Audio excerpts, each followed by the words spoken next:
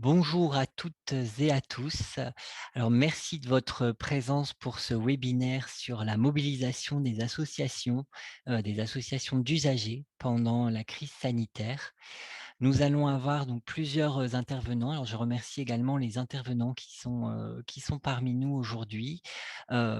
L'enquête interrégionale qui va vous être présentée, c'est une enquête qui a été menée par 4 délégations de France Asso Santé, donc la délégation Bourgogne-Franche-Comté, la délégation Grand Est, la délégation Hauts-de-France et enfin Normandie. Voilà, donc vous aurez droit à une présentation à 4 voix par les coordinatrices de ces 4 délégations. Et ensuite, nous organisons une table ronde pour laquelle nous avons invité, et nous remercions de leur présence, d'abord Pierre-Marie Lebrun qui préside la délégation régionale Hauts-de-France pour France Asso Santé. Ensuite, Sylviane Strinx, qui est directrice de la prévention et de la promotion de la santé pour l'Agence régionale de santé des Hauts-de-France. Michèle Billing, qui est directrice qualité, gestion des risques et relations avec les usagers pour les hôpitaux universitaires de Strasbourg. Et enfin, Norbert Bijat, président du comité de la Marne pour la Ligue contre le cancer. Voilà, donc merci encore à l'ensemble de ces personnes de s'être rendues disponibles aujourd'hui. Et avant toute chose, je vais donner la parole à Sylvain Fernandez-Curiel, qui est coordinateur national de France Asso Santé. Sylvain, micro. Ok. Merci Clément, bonjour à toutes et à tous.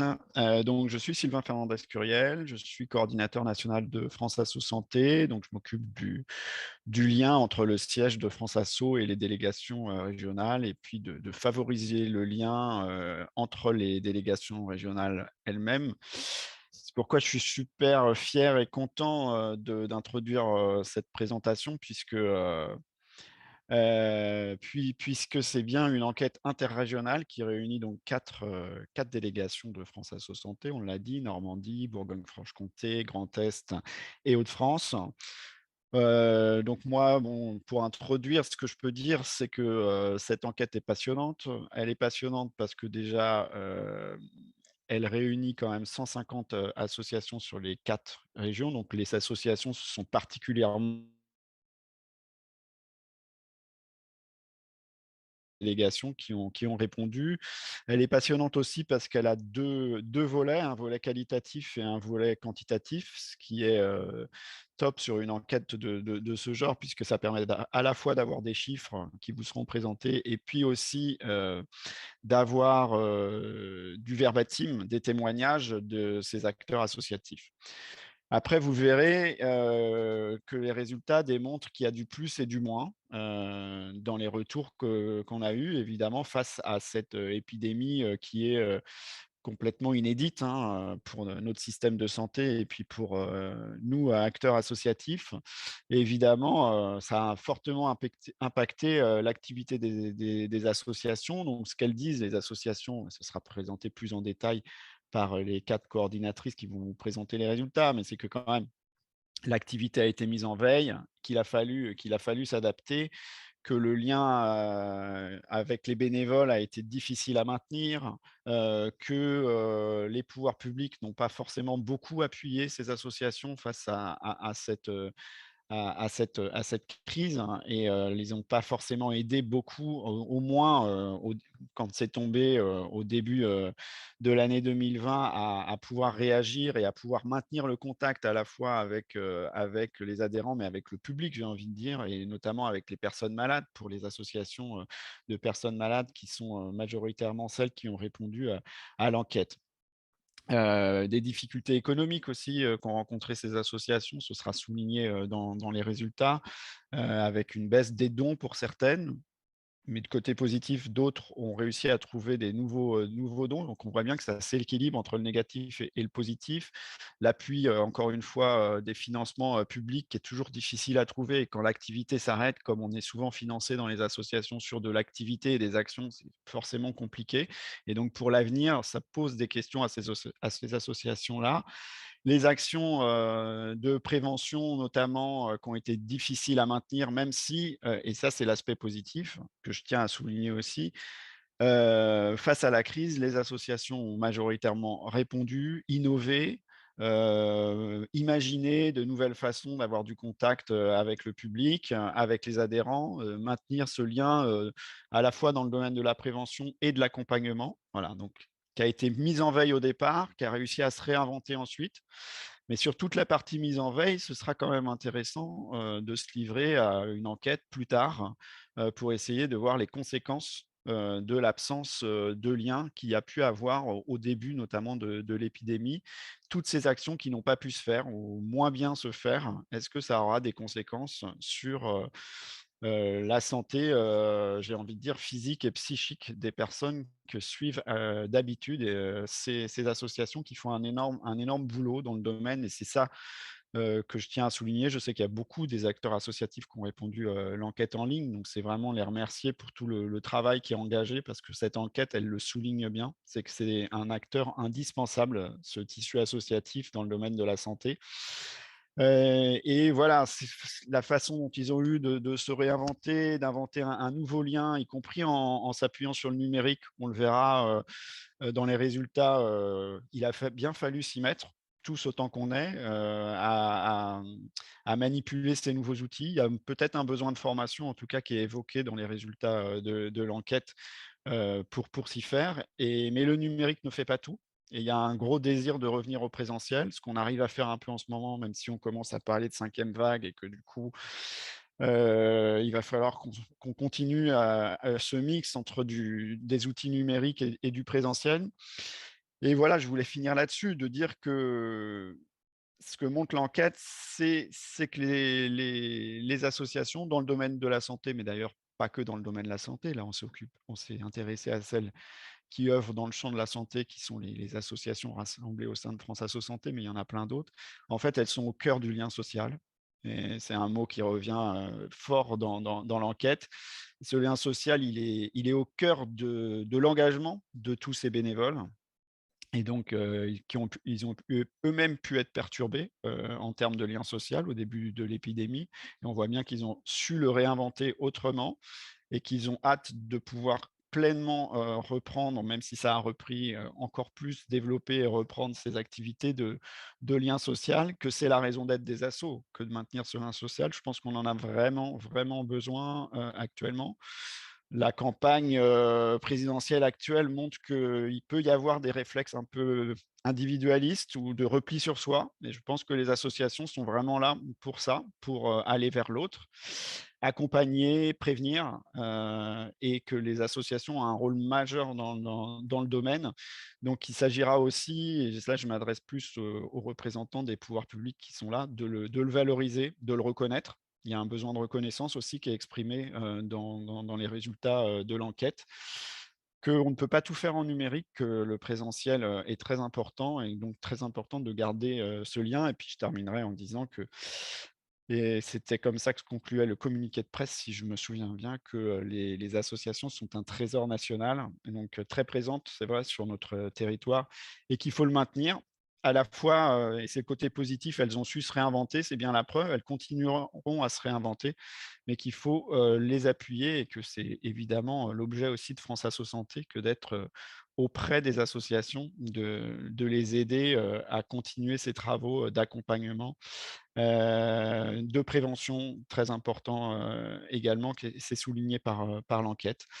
Donc voilà, ma grande satisfaction, que ce webinaire se tienne et de l'initiative de ces 4 délégations pour, mettre en avant, ça et je dirais que c'est une première pierre et que peut-être, après il y a un plaidoyer à développer effectivement pour, le soutien et l'aide, notamment financière aux associations en question, associations, vraiment, je ne l'ai pas dit, mais locales, hein, puisque là, on est vraiment sur des actions, des associations qui agissent, en local, sur le terrain, auprès de leurs adhérents et plus largement du public, qui en a, besoin, parfois très éloigné du système de santé et c'est aussi, ces associations, leur rôle que de raccrocher des personnes qui sont parfois très éloignées du système de santé. Donc je vous remercie, je remercie les 4 délégations et je vous souhaite, de bons échanges, de belles questions dans le chat. N'hésitez pas à poser des questions, quand les résultats vont vous être détaillés maintenant par Aurélie, Esther, Patricia et Célia, qui sont les 4 coordinatrices des 4 régions en question. Bons travaux à vous. Merci beaucoup Sylvain pour cette introduction qui pose les enjeux de l'enquête qui a été menée et sans transition, donc la présentation de cette enquête.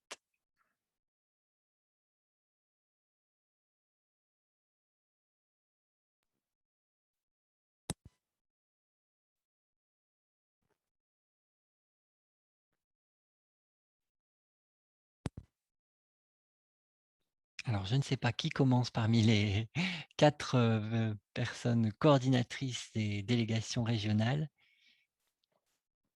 C'est moi Le qui partage commence. d'écran est lancé.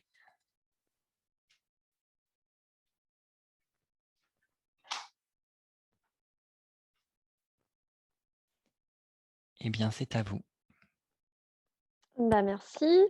Donc moi, je vais présenter la démarche qui a été entreprise avant de détailler l'enquête quantitative avec les chiffres, donc le questionnaire en ligne. Donc cette enquête, elle s'adressait à qui? Elle s'adressait à nos associations adhérentes en région, donc nos 4 régions qui ont été citées. Je ne vais pas les reciter, hein, on le sait. Et ça s'est passé par 2 enquêtes. Il y a une enquête donc quantitative avec un questionnaire en ligne qui était composé de 7 questions, donc là qui était accessible depuis un lien internet. Ce questionnaire a été accessible pendant à peu près 1 mois et demi. On a obtenu, 126 réponses de nos associations adhérentes, à peu près équitables entre nos 4 régions. Et les associations qui ont répondu, ça représentait, donc ça on peut s'en féliciter, ça représente quand même 25 départements sur les 28 que nous représentons, donc très représentatif. Au niveau des collèges, juste pour rappel, hein, France Asso Santé, c'est une union nationale qui est répartie en 7 collèges.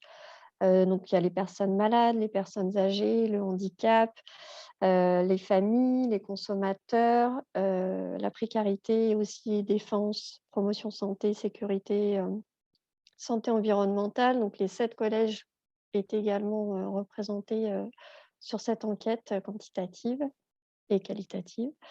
Et la 2e partie, c'est qu'on a souhaité donc une enquête plus qualitative pour, voilà, pour avoir effectivement des verbatims, des choses comme ça. Donc là, on est allé, chercher des entretiens semi-directifs et là, auprès de 37 associations, donc pareil réparties entre nos 4 régions. Concernant donc les résultats du questionnaire en ligne, forcément, on a vu un impact de la crise sur les instances des associations. Une baisse, du nombre de réunions en 2020 par rapport à 2019. Pour 62,7 % des associations, elles ont fait moins de réunions de bureau en 2020 à cause de la crise qu'en 2019 et pour 60,3 % moins de conseils d'administration en 2020 qu'en 2019. Et on peut noter qu'un quart des associations qui ont répondu à l'enquête n'ont pas pu tenir leur assemblée générale en raison de la crise. Concernant leurs activités, bien évidemment, elles ont été impactées. Donc là, on peut vraiment souligner que, presque 60 % des associations ont mis en veille certaines activités, donc ce qui est quand même énorme, même si ce n'est pas tout. Et seuls 20 % ont mis en veille toutes leurs activités. Donc je dis seulement 20 % parce qu'effectivement, les associations ont su se réinventer. On le voit, elles ont développé des nouvelles activités ou alors elles ont mis en place du présentiel, du distanciel et elles ont pu maintenir à distance certaines activités également.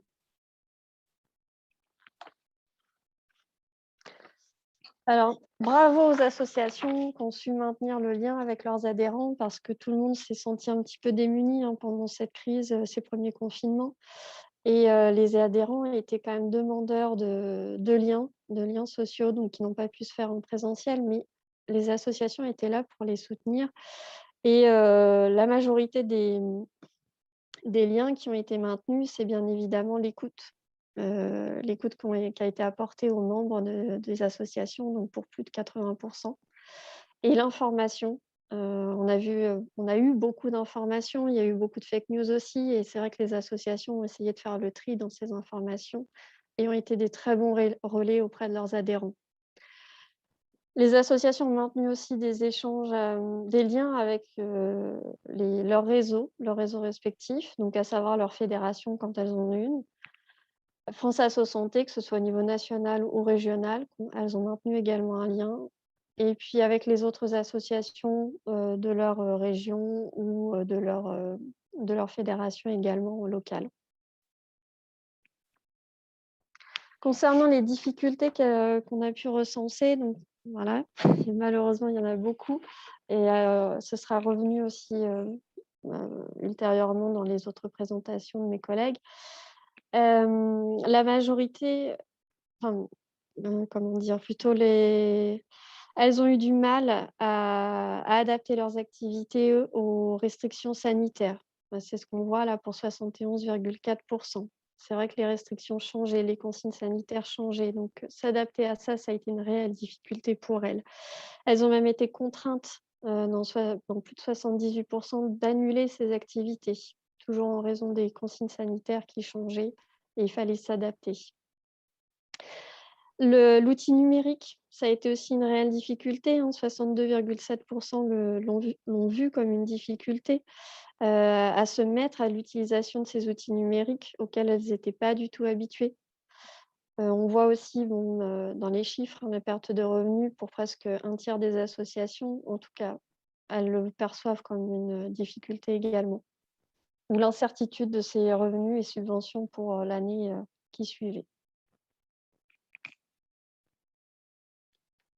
Des besoins ont pu émerger de cette crise.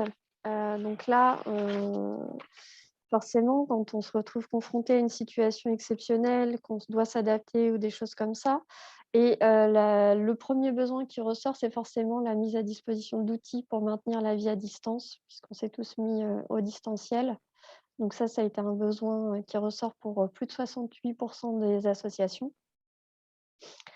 Elles ont aussi ressenti un grand besoin en termes humains et bénévoles, même si ce besoin, il reste permanent, hein, même en temps normal quand tout va bien, le manque de bénévoles, le manque de temps, des bénévoles en place, est récurrent. Donc là, c'est pour 54 des associations qui ont répondu à ce sondage et évidemment, un autre besoin, c'est une aide financière parce qu'il y a eu des coûts supplémentaires, qui ont été enfin des coûts qui ont été débloqués, à cause de cette crise et donc c'est un autre besoin, un surplus financier, pardon. Mais il y a aussi eu des impacts positifs de cette crise. Donc 41,3 des associations qui ont répondu ont noté des impacts positifs. Qu'on a classé donc des nouvelles compétences. Donc bien évidemment, il y a eu les associations ont cherché à se réinventer. Donc, elles ont mis en place, par exemple, l'activité physique adaptée à distance, en visio. Il y a eu l'envoi d'autotests, de VIH, qui a aussi été fait à grande échelle. Ça ne s'était jamais fait auparavant. Elles se sont formées au numérique, les associations, par la force des choses. Elles ont organisé elles-mêmes des visioconférences. Elles ont participé à de nombreux webinaires. Elles ont donc appris à communiquer différemment. Elles se sont mises aux réseaux sociaux, chose qu'elles n'utilisaient pas forcément jusqu'ici. Elles ont développé donc le télétravail aussi en interne. Et un autre impact positif, c'est qu'elles ont trouvé du temps à consacrer à leur association, du temps qui a servi à mettre à jour ou même créer, des outils, d'information. Donc certaines ont pu, développer des flyers, des newsletters, même un site internet. Elles se sont réorganisées en interne. Ça leur a permis de revoir un petit peu leur gestion de leur association, des membres, des choses comme ça. Et elles en ont aussi profité pour développer des nouveaux partenariats. Jusqu'ici, elles n'avaient pas le temps de s'y consacrer. Là, elles ont pu mettre en place des nouveaux partenariats et aussi certaines ont pu recruter des nouveaux bénévoles. Donc, on en parlait tout à l'heure, le besoin de bénévoles. Certaines ont trouvé le temps de le faire à ce moment-là. Donc, voilà, donc je vais laisser du coup, Aurélie prendre la suite qui va pouvoir détailler les difficultés, qui ont été rencontrées par les associations pendant cette crise. Alors moi, je suis chargée, de vous présenter, les difficultés que les associations, membres ont rencontrées pendant la crise sanitaire. D'abord, elles ont, regretté, d'avoir une activité moins dynamique. En fait, comme on l'a dit, l'un des rôles des associations, c'est de favoriser le lien social entre ses membres et la crise sanitaire a fragilisé ça, a suscité moins d'échanges, moins de rencontres du fait des restrictions, de regroupement et donc forcément, ça a eu une conséquence, sur le dynamisme de la vie associative. La majorité des associations, ont dû, cesser leur activité, les mettre en veille, comme l'a dit Célia. En fait, dans l'enquête qualitative, on retrouve ça. Elles ont, pour 20 d'entre elles qui ont été interrogées, elles ont, interrompu totalement leurs activités pendant la crise sanitaire. Elles ont annulé tous leurs événements, leur temps d'information, leur permanence et du coup, elles ont eu moins l'occasion, entre les bénévoles de pouvoir se rencontrer. Elles se sont un peu plus recentrées sur, les activités d'accompagnement, de leurs membres et comme ça a été, évoqué par Sylvain en introduction, les premières activités, qui ont été, supprimées sont les activités de prévention et de dépistage parce que, chez nos associations membres, sont plutôt des activités qui sont collectives et donc l'impossibilité de se réunir faisait qu'elles ont vite été, supprimées. Ça a été, vécu de manière assez, brutale, pour ces associations et ça a été une vraie contrainte pour elles, d'arrêter ça. Heu, Globalement, les associations, elles ont aussi, manifesté leur inquiétude sur l'impact que ces annulations allaient avoir sur le parcours de santé des patients. C'est, comme l'a dit Sylvain en introduction, c'est l'une de nos préoccupations à France Asso Santé. C'est de savoir quelles répercussions, ça aura, sur la santé publique, sur le parcours de soins, des patients, aussi quelles conséquences sur le retard d'accès aux soins, parce que forcément, quand il y a pas eu de dépistage, à temps, il y aura pas de il y aura pas de prise en charge, rapide et donc quelles conséquences ça aura. On on essaiera de l'évaluer, dans le temps. Dans la mesure aussi où ces associations-là, elles ont été exclues des établissements de santé, des établissements médico-sociaux, il y a beaucoup de patients qui ont été, aussi privés d'un accompagnement qui était offert par ces associations-là et heu et ça a aussi un impact sur les parcours de soins puisqu'on sait qu'il y a une grosse activité dans l'éducation thérapeutique, du patient, dans l'accompagnement à mieux vivre sa maladie et donc ça aura aussi des répercussions, sur la santé des personnes. Ça a aussi, eu des conséquences sur les liens entre les bénévoles. Effectivement, comme on l'a dit, toutes les restrictions, ont eu pour conséquence que les gens ne se voyaient pas et donc les bénévoles, ne pouvaient pas se réunir malgré le fait qu'il y a eu une vraie volonté des associations de maintenir ces liens entre les bénévoles. Ça a été vraiment compliqué. Parce qu'elles ne pouvaient pas se réunir, et je dois souligner que dans beaucoup d'entretiens, ce manque de lien, il a vraiment été vécu comme une souffrance de la part des bénévoles parce que, les bénévoles associatifs, s'engagent aussi dans les associations pour avoir ce lien social les uns avec les autres et que là, ils ont eu un sentiment, d'inutilité pendant cette crise sanitaire qui a été, vraiment mal vécue. Hem ils témoignent tous qu'ils veulent retrouver, rapidement ce lien-là et ça suppose effectivement de se retrouver, en présentiel, dans des réunions, publiques. Les activités, elles ont eu aussi un peu de mal à redémarrer parce que dans les bénévoles associatifs, il y avait aussi beaucoup de personnes qui étaient, publics vulnérables et donc qui avaient aussi des difficultés à se déplacer et qui, craignaient pour leur propre santé puisque beaucoup de bénévoles associatifs viennent des associations de malades. Donc ça a freiné aussi la reprise des activités après, le déconfinement.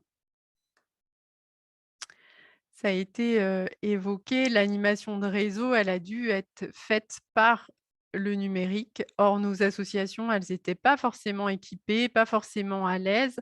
Ça change les échanges, avec les membres et voilà et donc ça a pas toujours été bien vécu parce que, les liens les uns avec les autres à travers, une visioconférence, c'est pas la même chose que se retrouver, dans une réunion.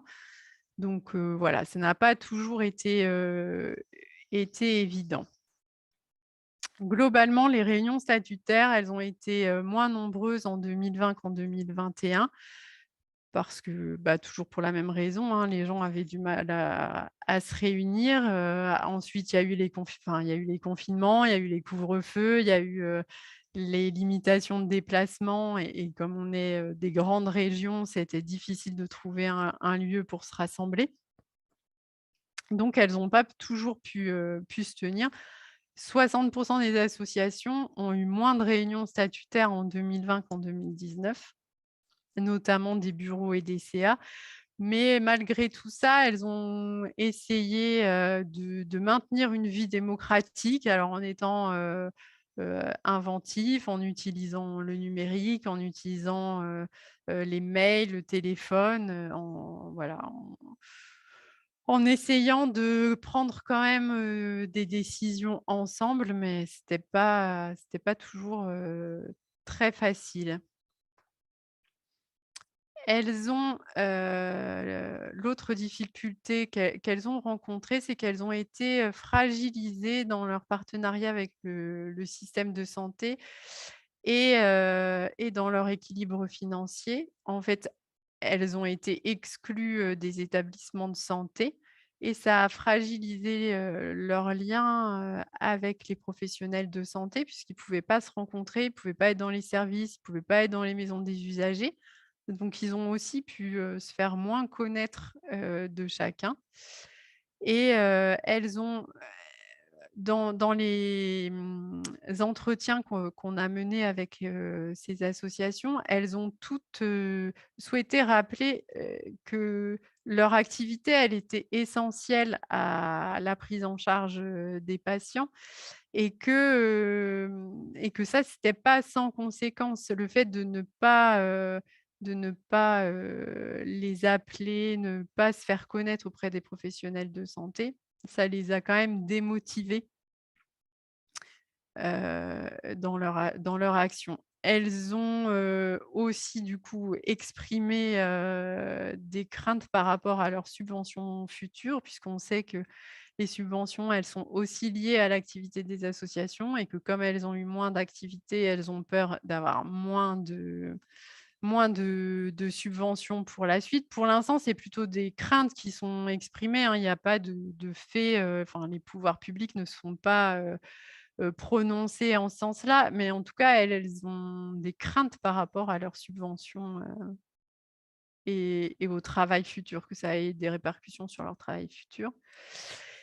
Et puis, elles ont aussi constaté, une baisse des dons et des adhésions qui est totalement liée au fait qu'elles aient une faible qu'elles ont eu pendant une année une faible visibilité, à la fois dans les établissements de santé, mais aussi dans des événements publics. Elles participent beaucoup à des forums, à des événements où elles peuvent faire, la promotion de leurs, activités et voilà et comme il n'y a pas eu d'événements publics, elles ont pu moins être visibles et ça a eu comme conséquence une baisse des dons et une baisse des adhésions dans leurs associations. Voilà, je laisse, Esther, vous exposer, plutôt, les aspects positifs de la crise, parce que c'est plus sympa.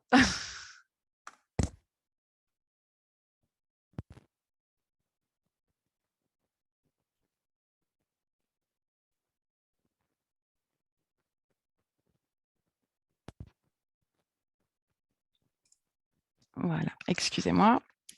Oui, effectivement, il y a eu énormément de difficultés rencontrées par ces associations, énormément de freins également à leur activité pendant cette pandémie. Et pour autant, pendant les entretiens qu'on a pu mener avec ces associations, eh ben, on a pu voir aussi que certaines d'entre elles ont pu faire preuve d'une grande adaptation.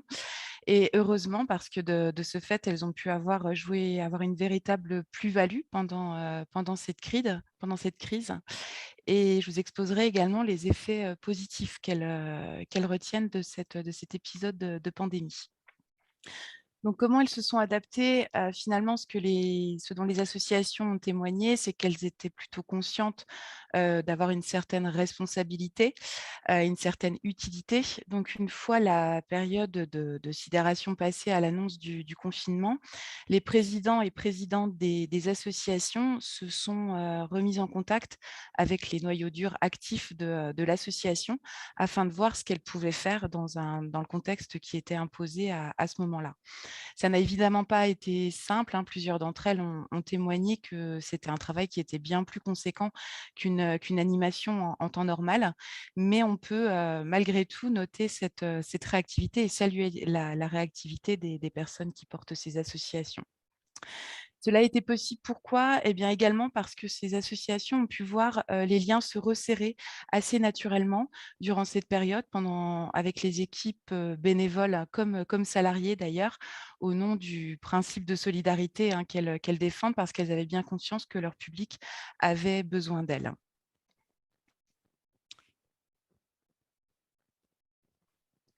Donc, une fois cette dynamique un petit peu relancée, même si encore une fois, ça ne pouvait pas être avec l'ensemble des adhérents des associations, mais plutôt avec les noyaux durs actifs, elles ont travaillé pour déconstruire, reconstruire l'existant lorsque celui-ci pouvait être adapté au distanciel et surtout en essayant d'oublier personne. Il y a par exemple une association qui m'évoquait son public d'adhérents qui sont plutôt des personnes âgées, pas très à l'aise avec l'outil informatique ou n'en possédant pas.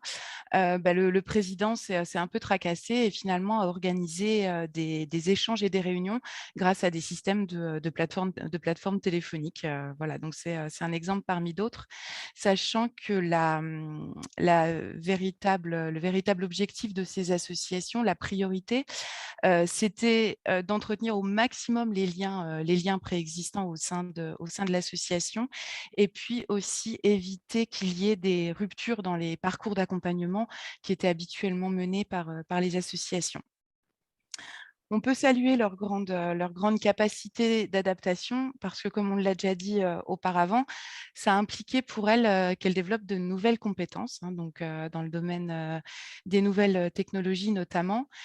Elles ont pour la plupart véritablement bousculé leur fonctionnement habituel. Elles se sont mises donc aux outils de travail à distance, l'utilisation de la visioconférence.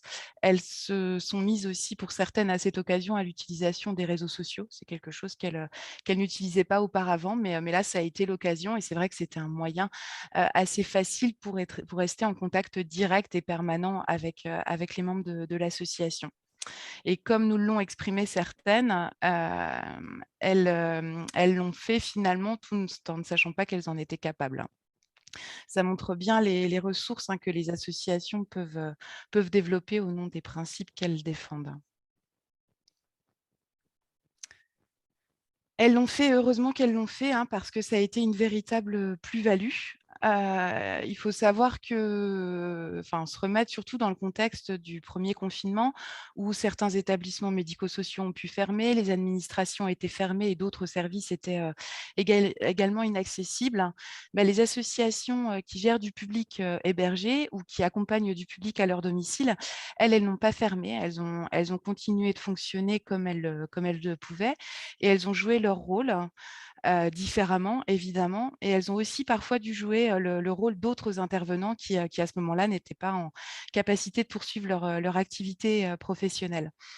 On peut parler de double peine à différents niveaux, mais notamment sur cet aspect-là, parce que l'étendue de leur rôle était d'autant plus important lorsque d'autres acteurs étaient aux abonnés absents ou lorsque les aidants étaient trop éloignés pour jouer leur rôle habituel.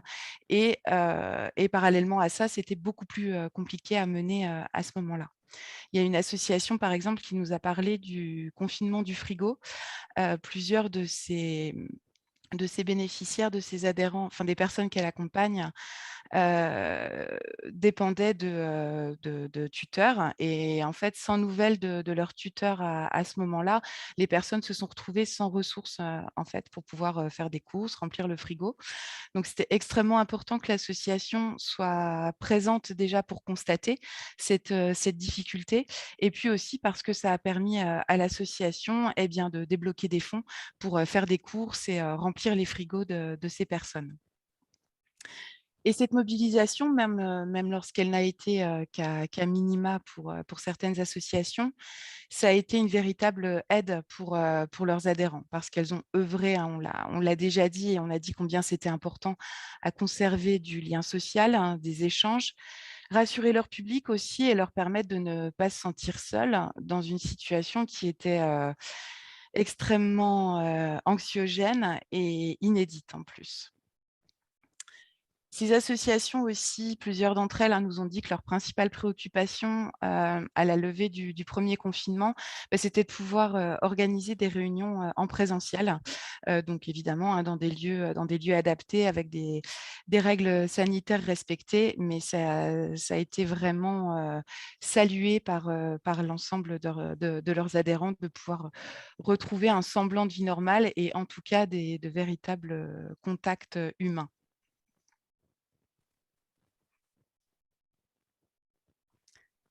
Et puis, il y a également d'autres associations qui n'avaient pas forcément de nouvelles de leurs adhérents et qui, du coup, se sont lancées dans une démarche d'aller vers.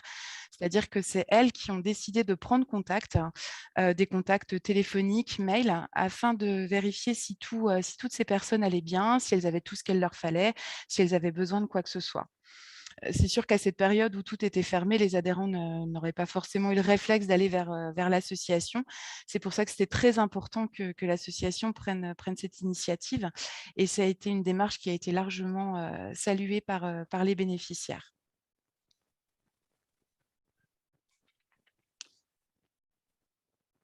Slide précédente.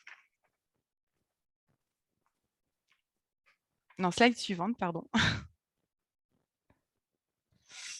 J'ai l'impression qu'il manque une slide. Bref, je vais poursuivre. Donc, suite à cette démarche d'aller vers, une des autres plus-values des associations pendant cette crise, ça a été que ces associations étaient une source fiable d'informations et de conseils, puisque dans un contexte où il y avait énormément d'informations parfois contradictoires, elles ont pu, elles, délivrer une information officielle et fiable qui pouvait être noyée dans la masse des informations médiatiques qu'on avait à ce moment-là. Sans oublier les personnes qui pouvaient être à risque de développer des formes graves du Covid, qui avaient besoin d'une information qui soit personnalisée.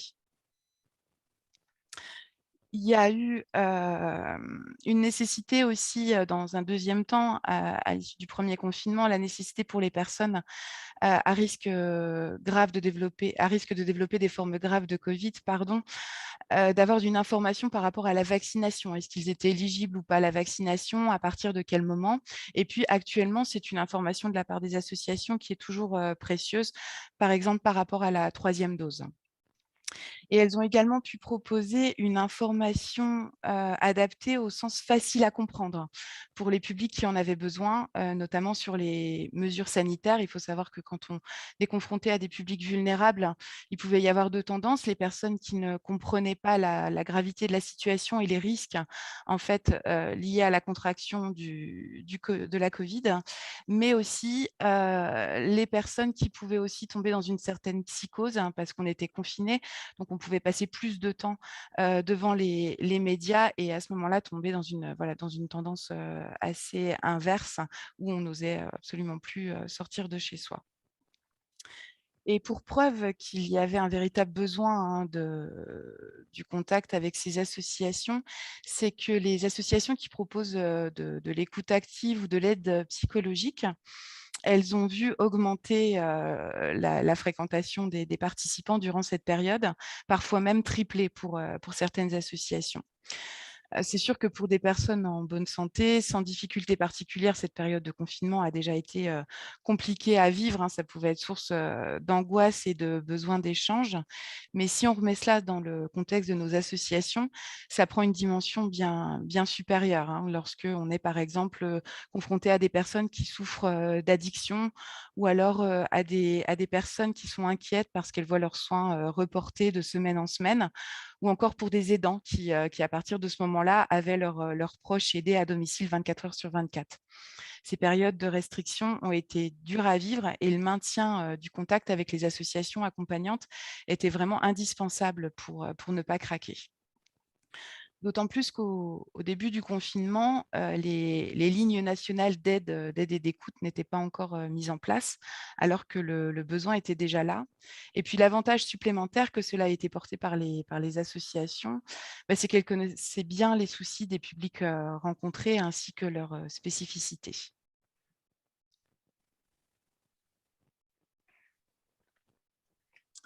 Donc, quels ont été les effets vertueux de cette crise?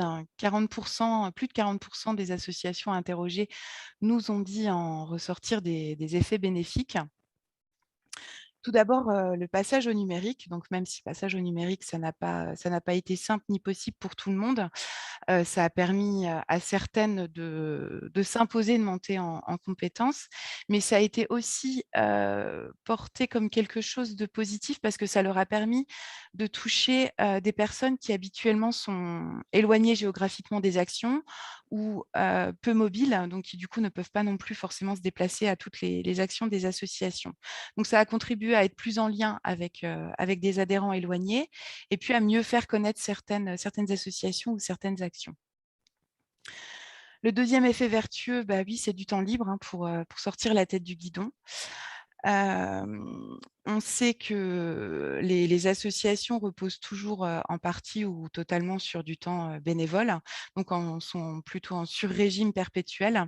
Et de ce fait, lors de cette période de confinement, ça leur a permis d'optimiser ce temps pour donc soit repenser leurs outils de communication, créer le site internet, l'organiser différemment. On l'a vu aussi se mettre à l'utilisation des réseaux sociaux.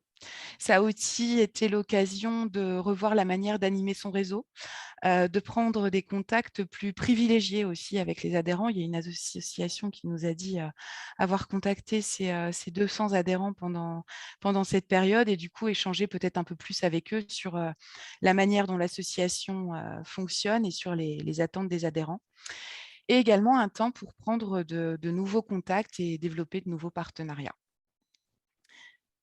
Et le dernier effet positif qui a été évoqué par les associations interrogées, donc là, c'est plutôt à la marge, hein, donc j'en parle, mais avec des pincettes, c'est loin d'être la majorité des associations, mais certaines ont vu l'augmentation des dons et des adhésions. Alors, ça a notamment été le cas des associations de consommateurs, parce qu'à ce moment-là, évidemment, les personnes avaient pu engager des frais dans des locations de salles, dans des voyages, et avaient besoin d'informations, mais plutôt en termes de droit commercial. Mais il y a aussi des personnes qui, en se retrouvant confinées, trouvaient enfin le temps de faire la démarche d'aller vers les associations, qui était sans doute quelque chose qu'elles souhaitaient faire depuis longtemps. Et à ce moment-là, ça leur a permis de faire le pas. Donc, je pense qu'en conclusion de cette partie sur les effets plutôt positifs de cette crise et sur la capacité d'adaptation et la plus-value des associations, on peut dire que sans la présence des associations, les dommages collatéraux de la pandémie auraient sans doute été bien supérieurs encore. Et on peut noter aussi que, comme à leur habitude, les associations ont su s'adapter pour œuvrer là où il y avait un manque de la part de la société. Je vais maintenant passer la parole à la dernière intervenante, Patricia.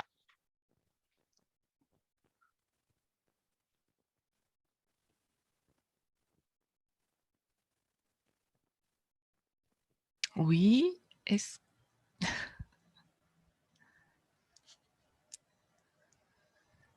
Allez-y, Patricia, oui, on vous ok. entend. Très bien. Oui, merci Esther. Donc, pour terminer cette présentation des résultats de cette enquête, quel bilan peut-on en faire et que retenir de cette enquête? Premièrement, on l'a vu, hein, des associations qui ont été impactées par la crise, hein, qui a bousculé leur fonctionnement et qui les a empêchées de mener à bien leur mission habituelle. En effet, 60% des associations qui ont répondu à l'enquête ont mis en veille leurs activités et 20% d'entre elles ont cessé l'ensemble de leurs activités durant les premiers mois de la pandémie. La difficulté majeure qui a été remontée, c'est ce manque de lien social, ce manque de rencontres entre membres associatifs ou de rencontres avec les usagers, ce manque de moments conviviaux. Et on sait que le lien social, c'est un point central dans l'engagement associatif. Donc, les bénévoles que nous avons interrogés, que nous avons interviewés, nous ont vraiment dit avoir souffert de ce manque de lien social. Et de ce fait, les échanges entre les membres des associations entre eux, soit par téléphone ou soit par mail, ont été renforcés puisque c'était leur seul moyen de rester en contact les uns avec les autres. Ce que l'on peut retenir aussi, et même je dirais ce que l'on doit retenir, c'est aussi la mise en veille des actions de prévention. En effet, les associations ont un rôle déterminant dans le champ de la prévention et de la promotion de la santé. Ce sont des acteurs de proximité qui mènent des actions de terrain, qui interviennent souvent en complément ou en relais des professionnels de santé, et ce, dans les différents domaines de la prévention, que ce soit en prévention primaire, en prévention secondaire ou en prévention tertiaire.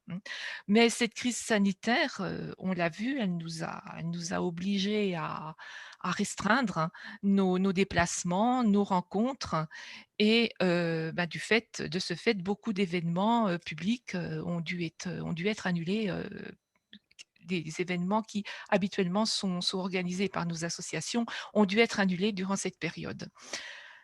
Donc, quel en sera l'impact sur le parcours santé du patient? On l'a déjà évoqué, on n'a pas à ce jour mesuré cet impact, mais c'est vrai qu'à l'avenir, il serait intéressant de pouvoir recueillir quelques éléments, quelques retours sur ce point, sur l'impact sur le parcours de santé du patient.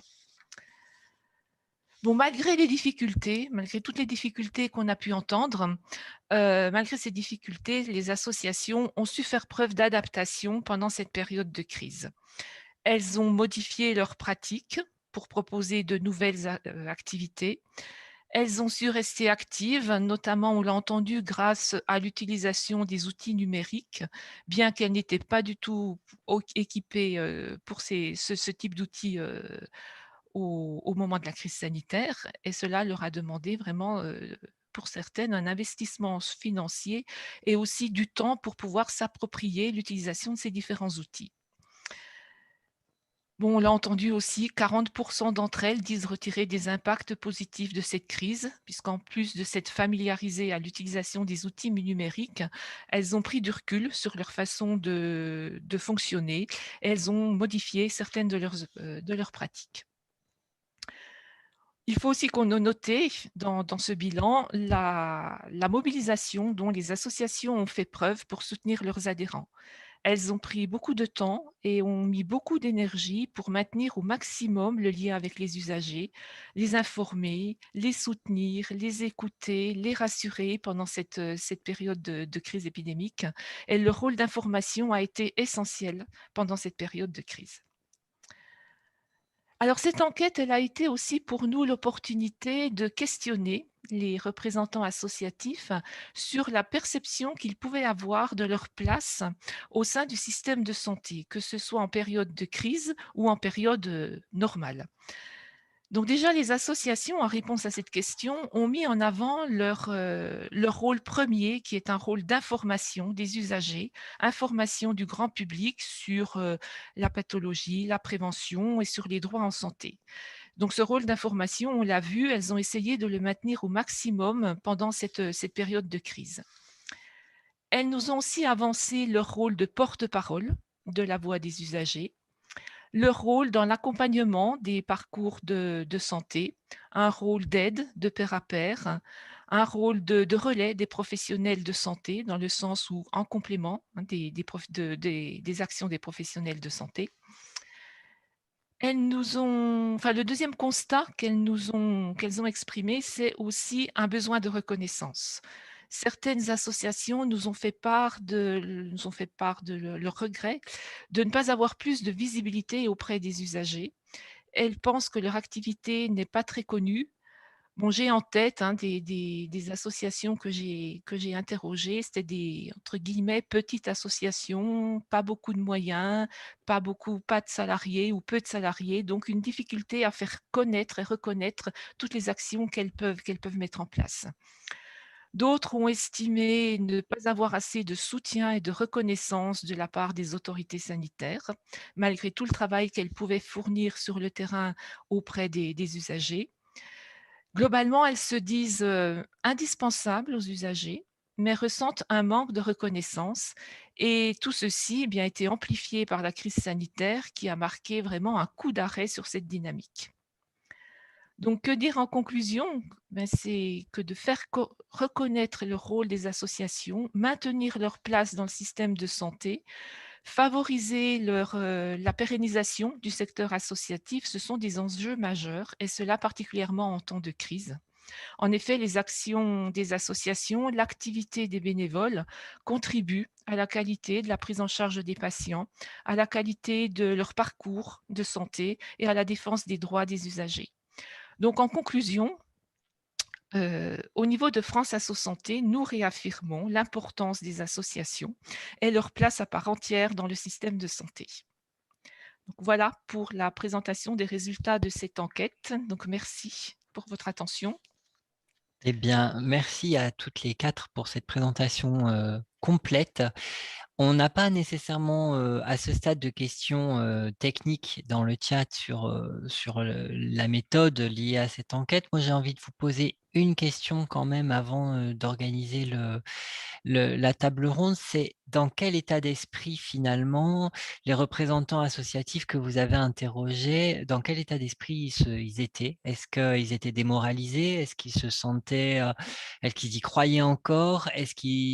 Quelle vision pour l'avenir, comment ils voyaient l'avenir aussi, les représentants associatifs que vous avez interrogés? Alors, je ne sais pas qui souhaite répondre parmi vous?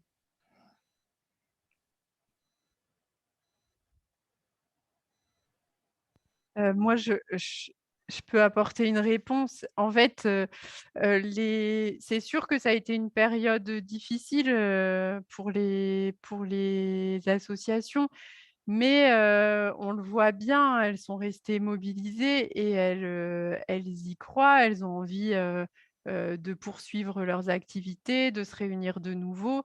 Elles sont heu, quand même optimistes sur l'avenir. Elles cherchent à recruter de nouveaux bénévoles, à se réinventer aussi, hein, parce qu'elles ont vu qu'il y avait des activités qui fonctionnaient, qu'elles avaient pu mettre en place pendant cette période et qu'elles vont poursuivre, d'autres qu'elles vont essayer de relancer. Mais en tout cas, elles baissent pas les bras et elles sont prêtes à se réinvestir dès qu'elles peuvent. C'est également aussi ce que, si je peux compléter la réponse d'Aurélie, ce que j'ai pu ressentir aussi pendant les entretiens que nous avons menés. Un moment de découragement, c'est certain, pour certaines, c'est vrai, pendant cette période de début de pandémie, mais une volonté de rebondir, hein, une volonté de nous, associations, on est là et on est prêt à se réinvestir, on est prêt à continuer nos actions et dès que moi, je l'ai souvent entendu, dès que la situation va s'améliorer, dès qu'on pourra reprendre un petit peu nos échanges, nos rencontres, on est prêt à repartir, hein. Donc on ne baisse pas les bras et on continue. Oui. Merci beaucoup. Alors, la question qui se pose maintenant, c'est à partir de quel moment, effectivement, on réouvre, cette possibilité-là aussi, aux bénévoles associatifs de pouvoir, diffuser leur, enfin, de pouvoir être présents auprès des personnes dans les établissements de santé, dans les actions de prévention et cetera. On va, démarrer la fameuse table ronde avec nos différents intervenants pour avoir à la fois vos réaction par rapport à cette enquête. Quel message vous souhaitez porter à l'écoute de cette enquête? Voilà. Avec peut-être par rapport aux questions qu'on a eues en amont, de ce webinaire, heu, voilà, comme question, est-ce qu'on mesure aujourd'hui les conséquences sur les patients, sur les usagers, de cette, ben, de cette mobilisation peut-être moindre des associations auprès des patients dans les établissements? On a entendu parler, de dépistages qui ont été annulés, on a entendu parler, voilà. Est-ce qu'on mesure aujourd'hui, les conséquences ou est-ce qu'on les mesurera, à moyen terme, pour les patients, pour les usagers, de cette, de ces impacts finalement de la crise? La deuxième question, qui se pose, c'est quels sont les messages aujourd'hui? Parce qu'on a beaucoup parlé, de 2020, mais on a vu qu'il y avait aussi, en 2021, on n'a pas eu on peut pas appeler, ça un retour à la normale encore. Quel est le message aujourd'hui des autorités sanitaires auprès des centres hospitaliers, auprès des acteurs de la prévention et auprès des associations elles-mêmes sur l'engagement bénévole, sur la présence bénévole, dans les établissements, dans les actions de prévention, et cetera? Voilà. Donc pour répondre à toutes ces questions et réagir à l'enquête, je vais d'abord donner la parole à monsieur Pierre-Marie Lebrun, donc qui est président, de notre délégation régionale Hauts-de-France pour France Asso Santé. Monsieur Lebrun, c'est à vous. Ben, je dire un petit mot pour les petites associations, parce qu'en fait, cette enquête recouvre un panel assez large d'associations qui ne sont pas toutes pareilles. Il faut bien comprendre, entre celles qui ont beaucoup de salariés, par exemple, et celles qui ont quelques bénévoles, je veux dire, les conséquences ne sont pas forcément les mêmes. Moi, il me semble que pour les petites associations quand même, et surtout les 20% là, qui ont dû tout arrêter, et le redémarrage va être forcément un peu compliqué, surtout si elles avaient une activité d'accompagnement ou de prévention très, très locale. Moi, je me demande si certaines vont pouvoir repartir même, voyez. Alors, on n'a pas beaucoup employé le mot de réseau dans le compte-rendu. Je suis certain que ce mot était présent quand même dans les réponses des assos.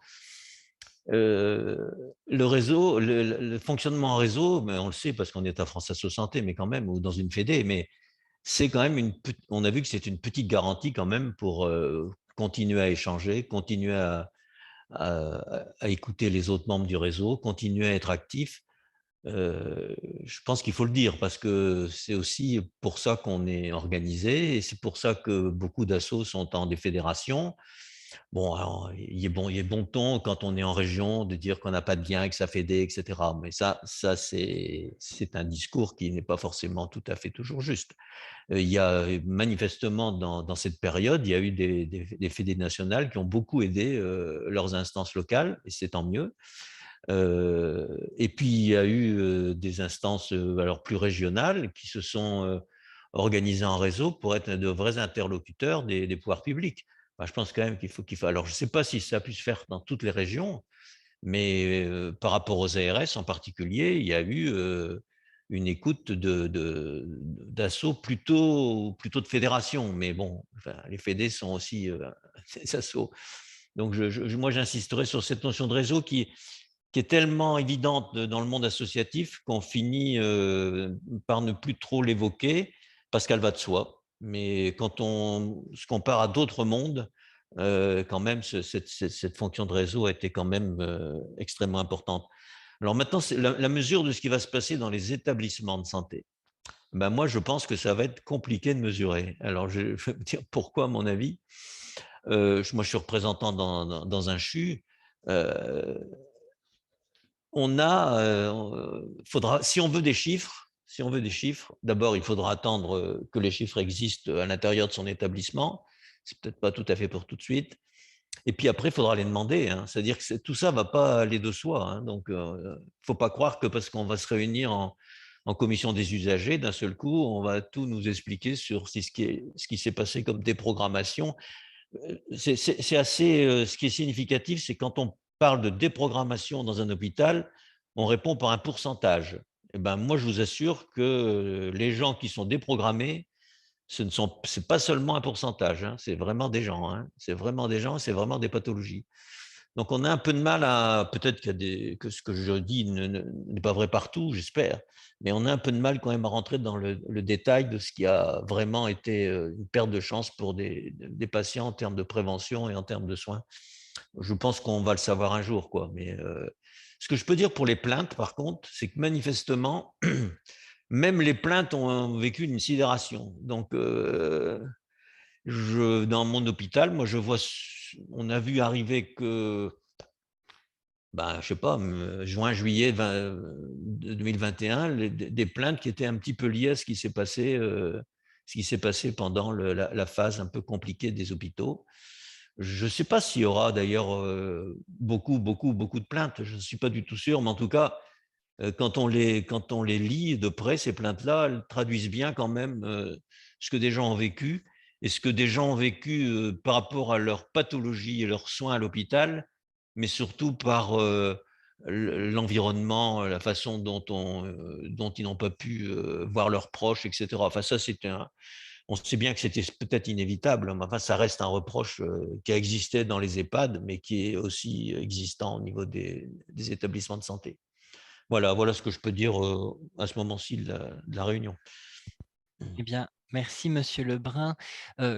Par rapport à ce que vous venez de dire, je crois que ce qui est important de souligner, c'est que ces associations d'usagers, elles envoient effectivement des représentants d'usagers dans les commissions des usagers au sein des établissements, et c'est aussi à ces endroits-là que les représentants peuvent se faire une idée de l'évolution de la situation, etc.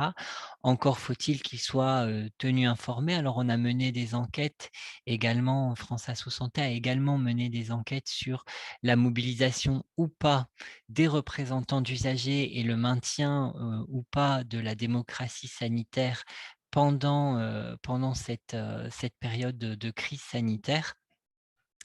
Voilà, et je sais qu'il y a pas mal de questions qui nous sont remontées aussi sur la tenue des réunions, là où l'absence d'invitation aux réunions auprès des représentants des usagers qui se trouvent être membres d'associations agréées d'usagers. Je ne sais pas si vous souhaitez en ajouter un petit mot ou pas. Ce qui peut être inquiétant quand même dans certains établissements, c'est qu'on recommence comme si, enfin je veux dire, ça va redémarrer comme si c'était rien passé par rapport aux réunions de commission d'usagers, etc. C'est-à-dire qu'on redémarre sur un train-train, voilà, comme si on donne une information sur la situation de l'hôpital, certes, mais bon, de là à avoir une analyse de ce qui s'est passé sur des sujets qui concernent directement les représentants usagers, hein, le maintien des droits, enfin, je veux dire, est-ce que le droit au dossier médical, il a pu continuer à être exercé? On en parle assez peu. Moi, je pense que oui, hein, dans certains hôpitaux, évidemment, oui, mais je veux dire, la direction de l'hôpital ne pense même pas que ce sont des thèmes qui auraient pu intéresser les représentants usagers. Bon, voilà, donc je suis peut-être un peu pessimiste. Peut-être qu'il y a des hôpitaux, des cliniques où tout va bien et on est au courant de tout en permanence, mais là, ce qui m'a paru quand même, c'est qu'on donnait l'impression qu'on relançait les réunions de commission, tout ça. Bon, voilà, il n'y en a pas eu pendant un an, mais bon, finalement, on redémarre, quoi. Voilà, je ne sais pas si c'est peut-être propre. Eh bien, merci Monsieur Lebrun. Donc, je donne maintenant la parole à Sylviane Strinx, qui est directrice de la prévention et de la promotion de la santé pour l'Agence régionale de santé Hauts-de-France. Merci.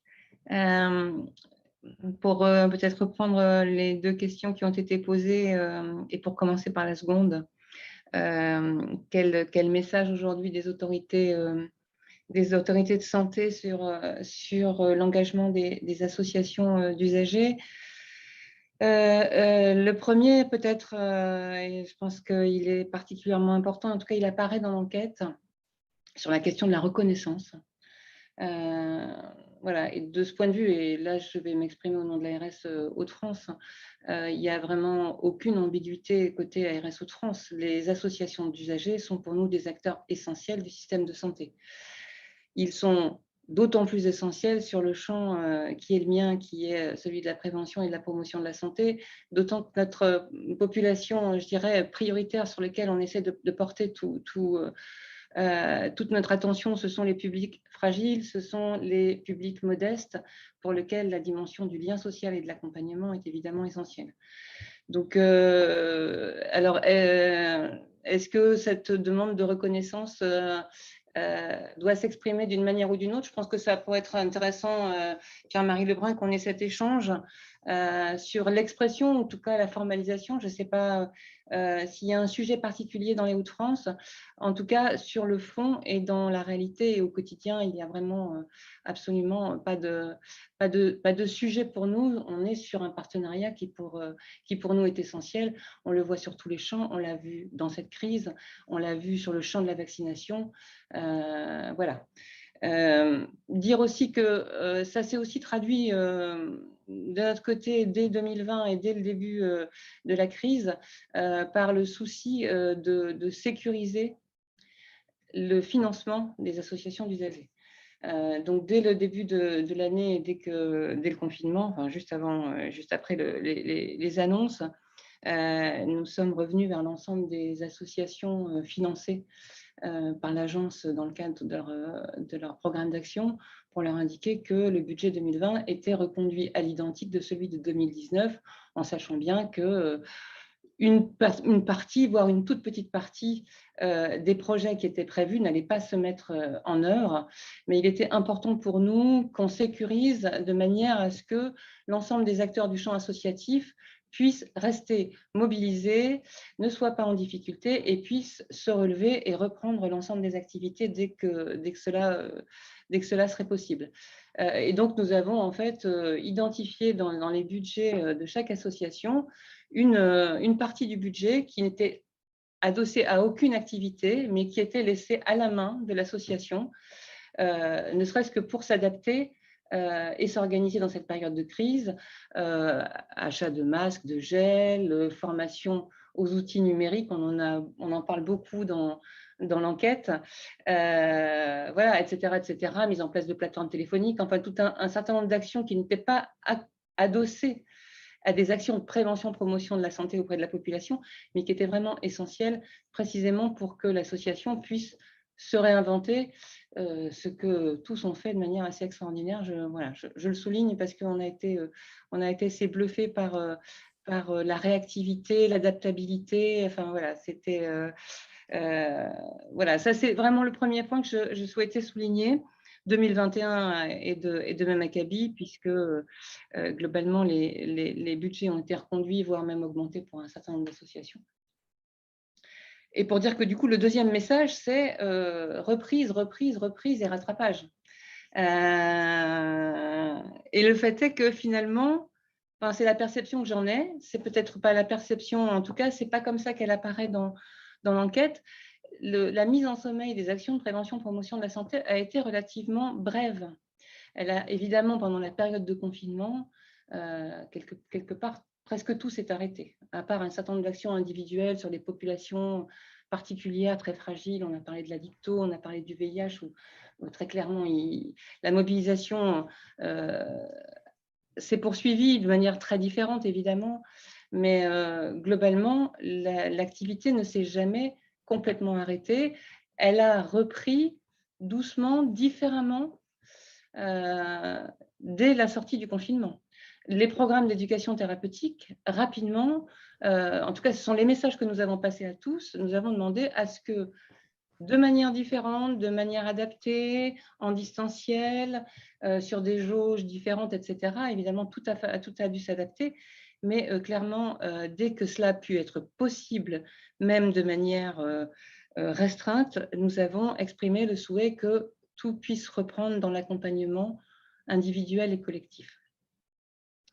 Et ce qui a été le cas, voilà, donc je vous dis, évidemment sur des jauges et sur une dimension un peu différente, mais l'activité a repris dès la sortie du confinement sur une dimension un peu différente.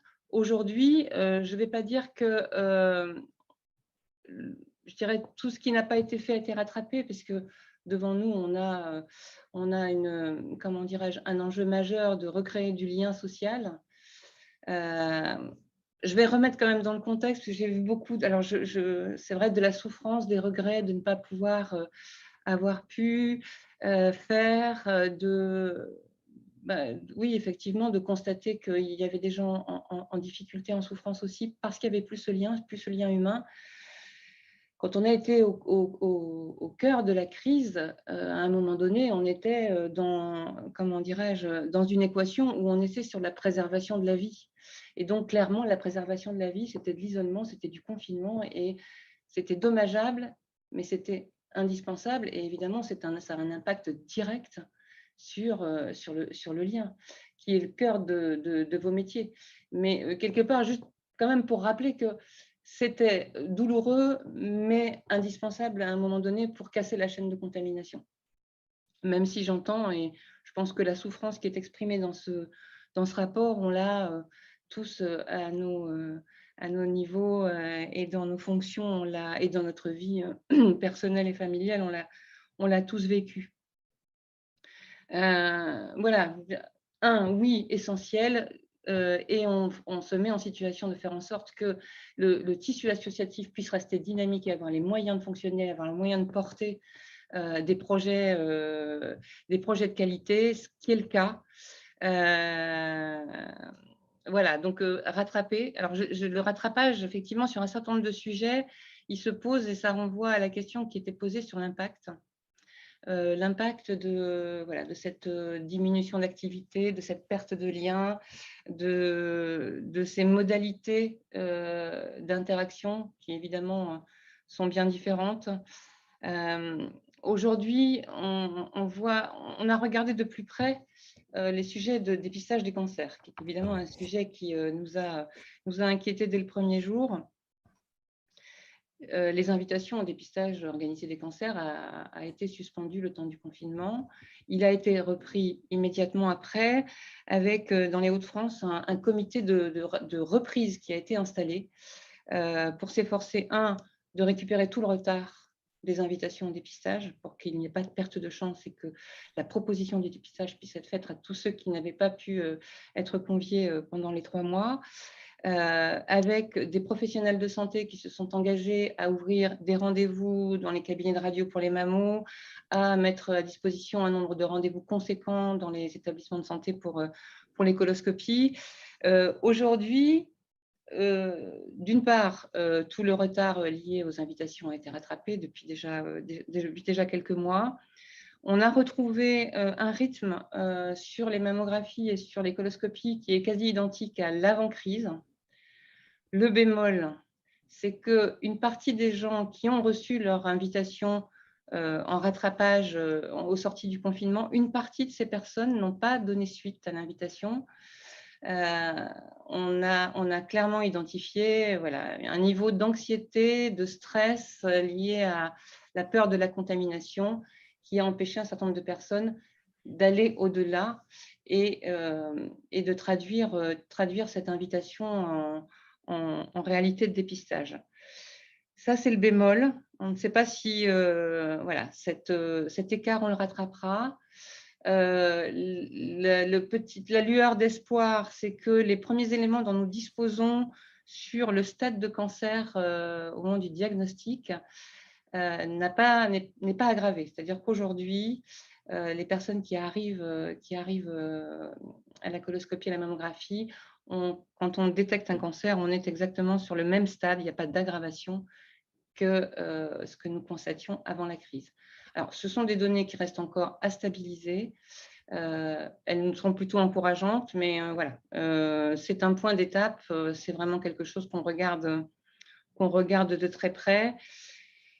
En termes d'impact, mais vous le savez, pour nous, le sujet majeur aujourd'hui, c'est le sujet de la santé mentale.